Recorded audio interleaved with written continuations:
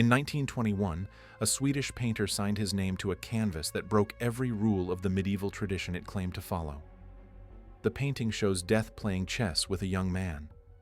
But Death wears red instead of black. The young man is completely naked, and his face appears in at least 2 other paintings by the same artist. The model's name was never recorded. We don't know if he ever saw the painting.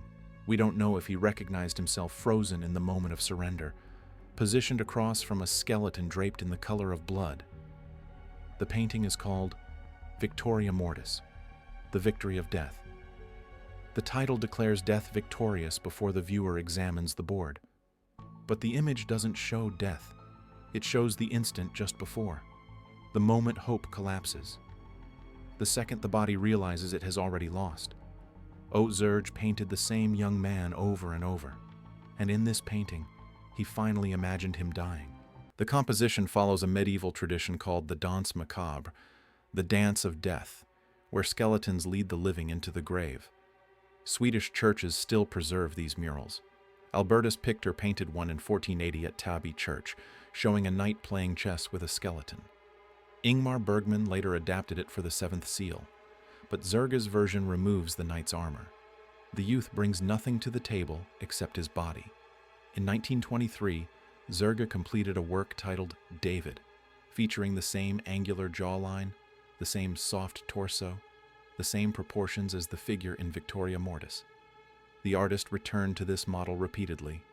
He studied the body, he memorized it, and in this painting, he positioned it across from death. Zerge also painted works like Saint Sebastian and Choir Boys, images that focus on male beauty, often in moments of suffering or vulnerability. The recurring pattern suggests an obsession, not with death as a concept, but with this specific body in proximity to death. The model's identity remains unknown. Art historians have not traced him through exhibition records or correspondence. He exists only in Zerge's paintings, immortalized, unnamed, imagined in the process of losing. Death should wear black. In every danse macabre mural, in every medieval woodcut, in every allegory of mortality, the skeleton is draped in darkness. Black signifies the void, the absence, the end of color and warmth. Zerge painted death in deep, blood red. Red is the color of life. Blood beneath skin, flushed cheeks, the warmth that leaves a body when it stops breathing. By clothing the skeleton in red, Zerge inverted the traditional symbolism. Death has not simply arrived at the table. Death has already taken something. The cloak is a trophy. It is not the absence of life. It is life consumed and worn. Look at the fabric's folds. Zerge rendered the textile with the same precision he used on human skin. The red cloak has weight, texture, presence. It dominates the left side of the composition, pulling the viewer's attention before the eye even registers the skeletal hand beneath it. In contrast, the youth's skin glows pink and warm against the suffocating black void. The red cloak and the living flesh create a visual rhyme, 2 shades of vitality, one still burning, one already stolen. The skeleton sits draped in what the youth is about to lose. This is not a neutral arbitrator of fate. This is a predator wearing proof of previous kills. Zerge spent hours on the youth's body. Every brushstroke on the torso, the arms, the thighs is deliberate. The skin is not flat or stylized. It has depth, translucency. The pink undertones suggest blood moving beneath the surface. The highlights on the shoulder and ribs show how light catches living tissue. This level of attention is not accidental. Zerge could have simplified the figure, abstracted the form, suggested the youth with fewer strokes. Instead, he rendered the body with obsessive precision. The technique reveals the artist's relationship to his subject. Zerge did not paint a generic model. He painted this specific body with the care of someone who had studied it before, who knew its proportions intimately, who wanted to preserve every detail. The hours of work function as an act of devotion. But the painting's title is Victoria Mortis, the victory of death. Zerge titled the work before he signed it. He knew from the first brushstroke that this body would be positioned across from a skeleton. He chose to immortalize beauty in the moment before its destruction. The flushed warmth of the skin contrasts with the skeletal hand reaching toward the chessboard. One hand is soft, hesitant, alive. The other is bone, decisive, aggressive, certain. Zerge painted both with equal attention, but the emotional weight leans toward the youth. The skin glows. The skeleton simply exists. This is not an impartial study of mortality. This is a portrait of something the artist loved, positioned in the instant before loss. The youth is not calculating his next move.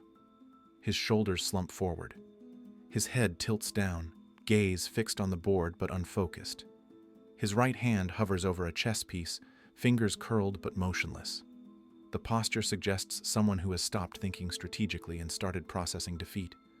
Body language operates on instinct. Humans recognize resignation before we consciously analyze why. The youth's spine curves inward. His weight sinks into the chair. These are not the physical markers of concentration or determination. They are the markers of collapse. Compare this to the skeleton. Death's posture is upright, leaning slightly forward, engaged. The bony hand is firm on the table, not hesitating. The skull faces the board with the stillness of someone who already knows the outcome. The contrast is total. One figure has given up. The other never doubted. The nudity amplifies the vulnerability. In traditional danse macabre imagery, the living figure wears the clothing of his rank, armor for a knight, robes for a priest, a crown for a king. These garments signify identity, status, defense. Zerge's youth has none of that. He brought nothing to the table except his body. The stripped-down composition forces attention onto pure biological fragility.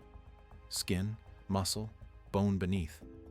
The youth is reduced to flesh, and flesh is mortal.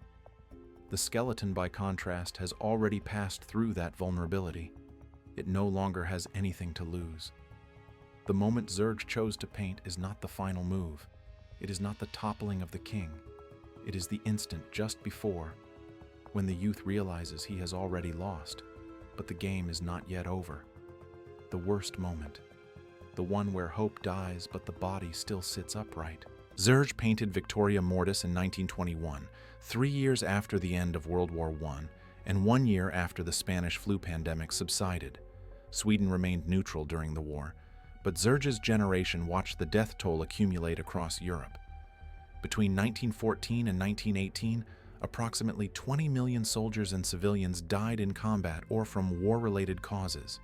Between 1918 and 1920, the Spanish flu killed an estimated 50 million people globally. Between 1914 and 1920, 70 million people died, first from war, then from pandemic. Zerge was 27 years old in 1921. He belonged to the generation that survived, but survival came with proximity to mass death. The Roaring Twenties had just begun, a decade later remembered for jazz, flappers, and frantic celebration.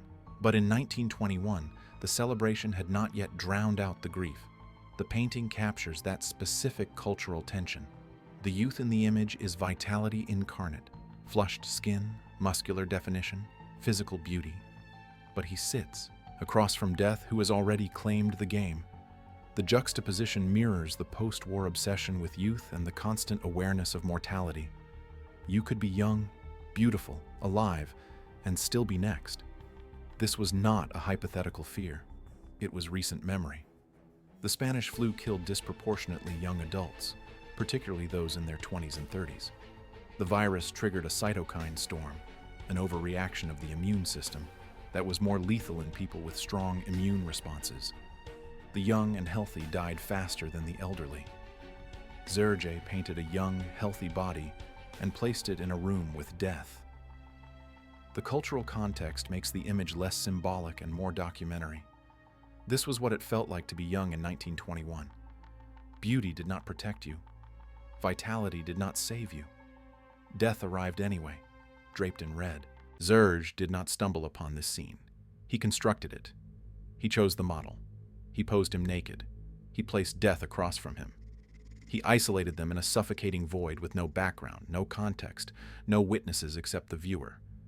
The decision to paint the same model multiple times across different works suggests a sustained fixation. In David, the model is positioned in a classical, heroic pose. In Victoria Mortis, he is vulnerable, defeated, exposed. The shift from triumph to surrender happens across Zerge's body of work, as if the artist needed to explore every possible state of the same figure. Zerge's other paintings, Saint Sebastian, Choir Boys, often depict male beauty in moments of suffering, martyrdom, or innocence about to be corrupted. The through line is the eroticization of vulnerability. Zerge painted what he desired, but he also painted what he feared, that the thing he desired would be taken. The psychological structure of Victoria Mortis reflects this anxiety. The youth is beautiful, but the skeleton is inevitable. The artist worships the body and predicts its end in the same image. By painting it, Zerge attempted to control the narrative. He froze the moment just before death, preserving the youth in the instant of defeat rather than allowing time to claim him gradually. But the attempt at control reveals its own desperation. The painting does not prevent loss. It only immortalizes the anticipation of loss. Zerge painted his fear over and over, using the same model, as if repetition could exhaust the anxiety. It did not. Victoria Mortis remains the most explicit version, the fantasy brought to its logical conclusion. The void background isolates the two figures completely. No room, no landscape, just blackness. The compositional choice creates claustrophobic intimacy. This is happening in private, and Zerge painted it knowing the viewer would intrude. He staged the scene for an audience. In 2023, Victoria Mortis sold at auction for 370,000 Swedish kroner, approximately $35,000. The estimate had been significantly lower. The final price reflected a resurgence of interest in macabre, romanticized death imagery, often categorized under the dark academia aesthetic. The painting circulated online before the auction, shared on forums and social media as a cursed or haunted image. Modern viewers respond to the same elements that would have unsettled audiences in 1921. The red cloak, the nudity, the intimacy between the two figures. But contemporary audiences bring a different interpretive lens. The queer subtext that might have been unspoken in 1921 is now recognized explicitly.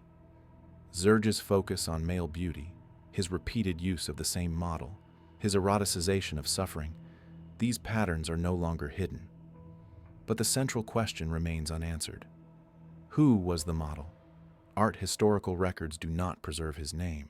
Exhibition catalogs from the 1920s do not identify him. Zerge's correspondence, if it survives, has not been widely published or translated. He exists only in the paintings. And in Victoria Mortis, he exists at the worst possible moment, stripped of identity, reduced to flesh, positioned across from death, frozen in the instant hope collapses. The painting offers no resolution. The chess game is not over. The youth's hand still hovers above the board. Death has not yet claimed the final piece. Zerge painted the process, not the result. The moment stretches infinitely, preserved in oil on canvas. We do not know what happened to the model after Zerge stopped painting him. We do not know if he aged, if he left Sweden, if he saw Victoria Mortis and recognized himself. The only certainty is that Zerge imagined his death and committed that imagination to a canvas that outlived both of them. The youth is still sitting there, head bowed, hand hesitating. The skeleton still wears red. The game was never fair. And the artist who painted it knew that from the beginning.